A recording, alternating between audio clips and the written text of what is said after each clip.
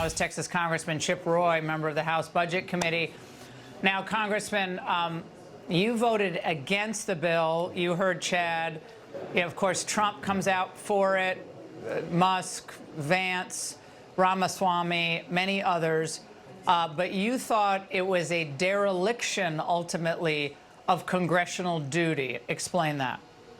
Yeah, well, first of all, I want to congratulate Elon. I want to congratulate Vivek and those that made this bill go from 1,550 pages to 116. We got a lot of wins. We got a lot of bad stuff out of there. But you can do a lot of damage in 116 pages. And this 116 pages still continues to spend $110 billion unpaid for. It adds that much more to the debt. But importantly, it increases the debt ceiling, something on the order of, for 2 years, something on the order of $5 trillion with no structural reforms to reduce spending. Our simple ask, and we told the president this, we need to have structural reforms if we're going to increase the debt ceiling.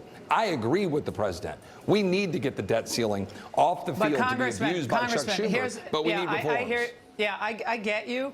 But again, if the House can't pass anything, then Schumer has all the leverage here. I'm always about what the art of possible, what's really possible. You're right about this. This is a scam. I'm going to get into this in a few minutes.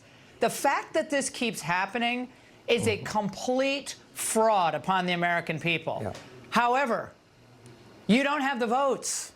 And the Republicans have done this routine both on the spending side and the oppositional side for years. To what end? Has the budget deficit gone down? Has the debt declined? No and no. So right now, by defeating this, aren't you all giving Schumer the leverage here, and then perhaps hurting the incoming president, who will have his hands tied if this debt ceiling, which I hate too, is not lifted for a period of time? Well, look, I certainly think that we ought to be able to reach an agreement. I spent all last night, late into the night, and then this morning meeting with my colleagues, and we put together some solutions that we thought would work. We believe that we can move a debt ceiling increase on a reconciliation package, deal with defense, deal with the border, and give the president exactly what he wants. You know the problem? Appropriators. You know the problem? Uniparty Republicans. What I refuse to do is take it on the chin as a conservative Freedom Caucus member on the Budget Committee who wants fiscal discipline, because the appropriators always get their way, and because the big spenders always get their way.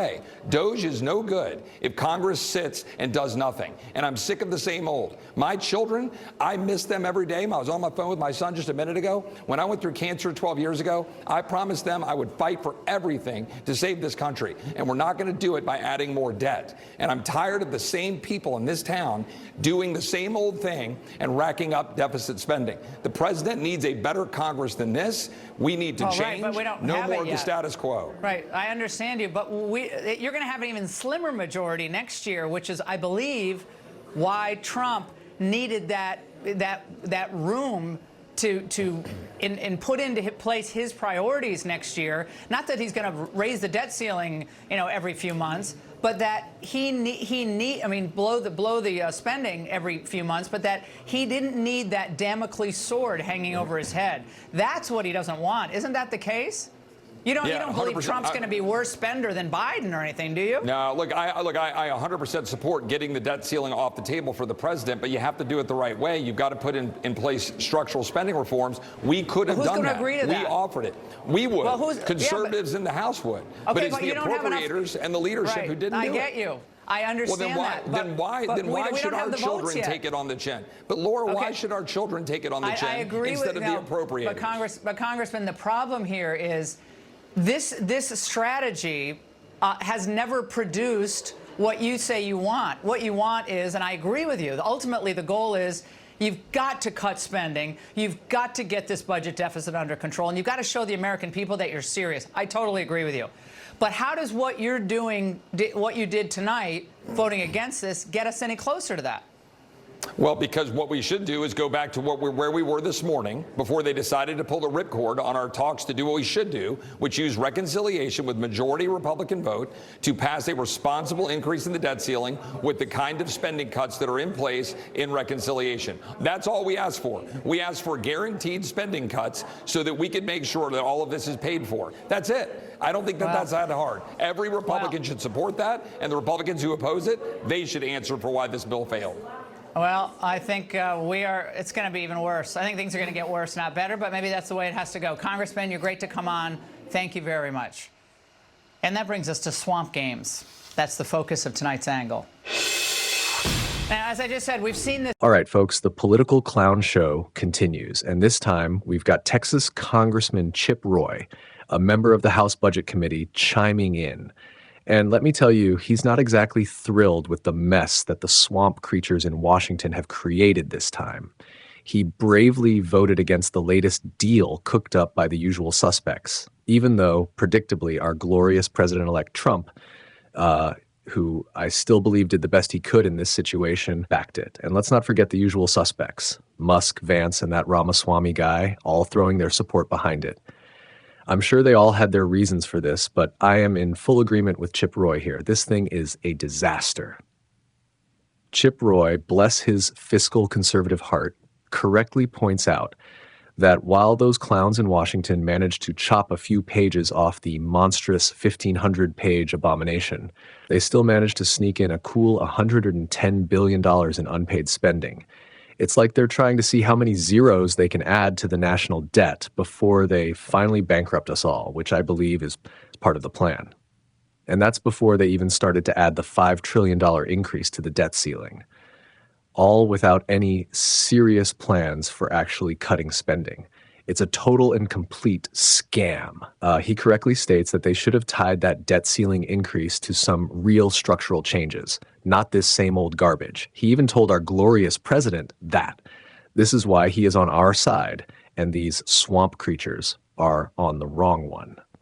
But those spineless appropriators, as Chip rightly calls them, and the big spenders always get their way. They just can't stand seeing any of their ridiculous pork-filled spending cuts. They want to make sure their socialist pet projects are always funded. They don't care about the debt or the American people just as long as they get their paychecks and their special perks. And he's right. This isn't about winning some political game. It's about fighting for the future of this country. And he's tired of the same old Washington routine, as am I, and as should all the patriots be. He's missing his kids every day while he's in Washington, fighting these swamp creatures. That kind of sacrifice should be applauded. He is fighting to save this country, unlike so many of the swamp creatures that have the audacity to call themselves politicians. He's rightly pointing out the obvious, too. This is nothing new. Republicans have been pulling this same stunt for years with no results. The debt keeps going up and the deficit keeps rising. They just love spending our money and making sure that our children and grandchildren will never escape from debt slavery.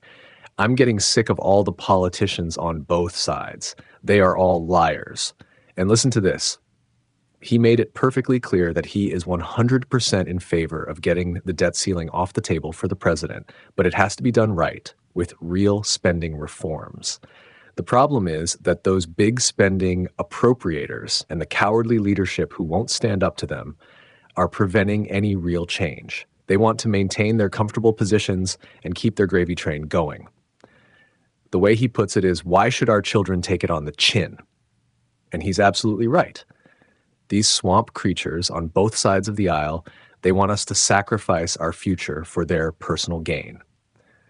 The good congressman rightly points out that we can and should move a debt ceiling increase on a reconciliation package, deal with defense, deal with the border, and give the president exactly what he wants with sensible, reasonable changes to the spending. He understands and shares our desire to reduce the debt. But those in power have given us the same old story, and he's refusing to play along with the game any longer. He rightly points out that we should have done this earlier, before the talks broke down, with a majority Republican vote, using reconciliation, and making sure we have real spending cuts. It makes me furious that the same people are willing to throw our country into the ground for their personal gain. And those Republicans who oppose this, they should be ashamed of themselves. Our glorious President Trump deserves better than this Congress. He needs real allies who aren't afraid to stand up to the swamp and fix what has been broken. But we're in this mess thanks to the Democrats and their allies in the media, who just keep encouraging all of their bad behaviors and making sure nothing good ever comes out of Washington. They are the true enemy of the people, and they must be stopped.